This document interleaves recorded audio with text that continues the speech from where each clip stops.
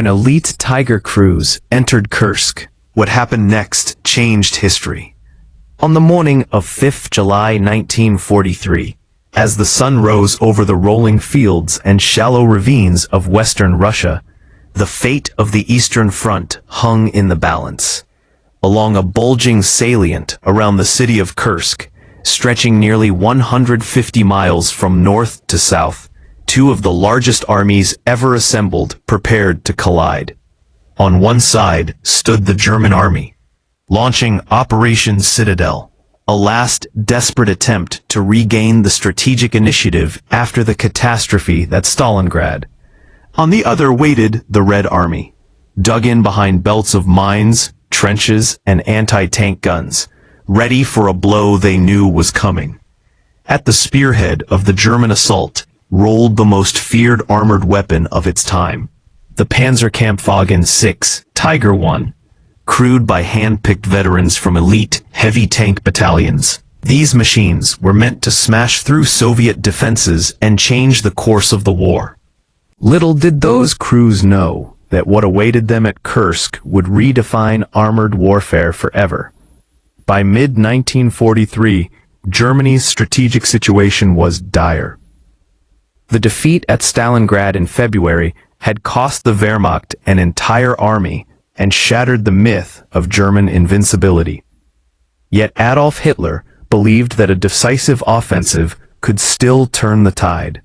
The Kursk salient, created by the Soviet winter counteroffensives, offered such an opportunity. If German forces could pinch it off from the north and south, they could encircle massive Soviet formations and restore momentum. For this task, Hitler delayed the operation repeatedly, waiting for new weapons to arrive. Chief among them was the Tiger I, a 57-ton behemoth, armed with the deadly 88mm KWK-36 gun, capable of destroying any Allied tank at over 2,000 meters. Only a few hundred Tigers existed, and they were concentrated into independent heavy battalions. Units like schwere Panzer-Abteilung 503 in the south and schwere Panzer-Abteilung 505 in the north were filled with veteran crews, men who had survived the worst fighting of 1941 and 1942.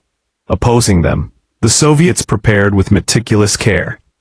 Under Marshal Georgy Zhukov, the Red Army constructed layered defenses up to 100 miles deep. More than 500,000 mines were laid, anti-tank guns were camouflaged, artillery pre-registered, and entire tank armies held in reserve. Kursk was not a trap sprung by chance. It was a calculated gamble. What happened next would become legendary.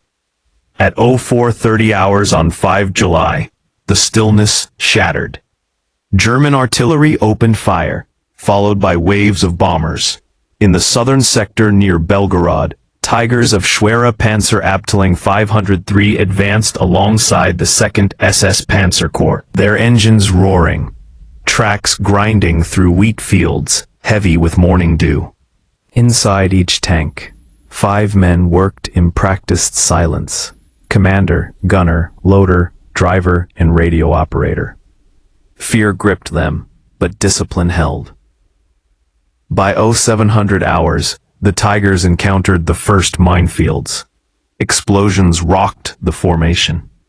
Several tanks were immobilized before firing a shot.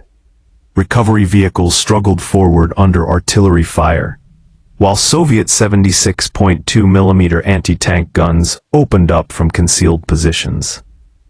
At 1,500 meters, Tiger gunners replied, their 88s knocking out guns with terrifying precision. For a moment, it seemed the Tiger was fulfilling its promise. Yet the deeper they pushed, the worse it became. By 1400 hours, Soviet resistance stiffened dramatically. Waves of T-34s counterattacked, often charging at close range, where numbers could overwhelm quality. Tigers knocked out dozens, but Soviet crews kept coming. The air filled with smoke, dust, and the deafening roar of artillery. For 3 brutal hours, advances were measured in yards, not miles. Little did the Germans know that this was only the outer crust of the Soviet defense. The true crisis came days later, around 12 July 1943, near the village of Prokhorovka. Here, the German advance had narrowed into a deadly funnel. Tigers and Panthers pushed forward, only to meet the massed armor of the Soviet 5th Guards Tank Army. At dawn, Soviet artillery unleashed a thunderous barrage. Then, out of the smoke, hundreds of tanks surged forward at full speed. Distances collapsed to less than 200 yards. The Tigers' long-range advantage vanished. Soviet tanks rammed, fired point-blank, even tried to climb onto German hulls. Inside the Tigers, heat soared, ammunition dwindled, and casualties mounted. Commanders faced impossible choices: press on and risk encirclement, or pull back and concede the initiative. Radio reports grew desperate. Tigers reported mechanical failures, broken tracks, jammed turrets. Against impossible odds, elite crews fought on, but by midday the battlefield was a graveyard of burning steel. Pause. What changed history was not a dramatic German breakthrough, but a realization at the highest levels. Despite tactical successes, Tigers destroying far more tanks than they lost, the Germans could not replace their losses. The Soviets could. As news arrived that Allied forces had landed in Sicily on 10 July, Hitler ordered a halt to Operation Citadel. For the Tiger crews, the order was bittersweet. They had proven the tanks' fearsome power, yet the strategic tide had turned. Soviet counteroffensives soon followed, Operation Kutuzov in the north, and Operation Rumyantsev in the south, forcing German forces onto the defensive. The Red Army had survived the blow, and now seized the initiative permanently. What happened next would echo across the rest of the war. By the end of the Battle of Kursk in August 1943, Germany had lost roughly 50,000 men and hundreds of tanks. Losses it could no longer afford. Soviet casualties were higher, but their industrial might absorbed the cost. Kursk marked the last major German offensive in the east.